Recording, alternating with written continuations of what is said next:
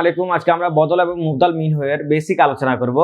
আমরা জানি পাশাপাশি যদি দুইটি এসিম আসে তাহলে সেটা নামের ক্ষেত্রে বদল এবং মুবদাল মিনহু-এর তারকিব হয়। আমরা জানি বদল এবং মুবদাল মিনহু মিলে এটা বাক্যের একটি অংশ হয়।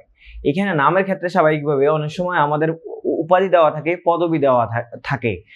তখন আমরা পদবি এবং উপাধি কিংবা জাতিগত যে নামটা আছে সেটাকে প্রথমে উল্লেখ করি, দেন হচ্ছে আমরা মূল যে নামটা সেটাকে উল্লেখ করি। এখন এখানে প্রথমে হচ্ছে বাক্যের মধ্যে মুবদাল মিনহুটা আগে থাকবে, তারপর হচ্ছে বদল থাকবে। বদলটা দ্বারা মূলত হচ্ছে প্রকৃত নামটা আসবে, আর মুবদাল মিনহুতে যে নামটা আসবে সেটা হচ্ছে উপাধি কিংবা জাতিগত নাম কিংবা হচ্ছে আপনার পদবি আসতে পারে। বদল এবং মুবদাল মিনহুর মধ্যে বদলটা শেষে আসবে, বদলটা হচ্ছে আমার প্রকৃত নাম আসবে, আর মুবদাল মিনহু যেটা আসবে সেটা হচ্ছে আমার উপাধি হতে পারে অথবা পদবি হতে পারে কিংবা জাতিগত নাম হতে পারে। বদল এবং মুবদাল মিনহু যদি বাক্যের প্রথমে আসে তাহলে এটা হবে মুবতাদা, মুবতাদার পরে যদি আসে তাহলে এটা হবে খবর, যদি এটা ফেলের পরবর্তীতে আসে তাহলে এটা হবে ফাইল।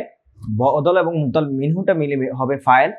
যদি এটা ফাইলের পরবর্তীতে আসে তাহলে বদল এবং মুবদাল মিনহু অথবা মুবদাল মিনহু এবং বদল মিলে হবে মাফউল বিহি। স্বাভাবিকভাবে বদল এবং মুবদাল মিনহুর তারকিবগুলো হচ্ছে আমরা নামের ক্ষেত্রে করে থাকি। এই বদল এবং মুবদাল মিনহু বাক্যের একটি অংশ হয়, এটা কোনো সম্পূর্ণ বা পূর্ণাঙ্গ কোনো অংশ হতে পারে না। এই তারকিবগুলো স্বাভাবিকভাবে আমরা নামের ক্ষেত্রে করি।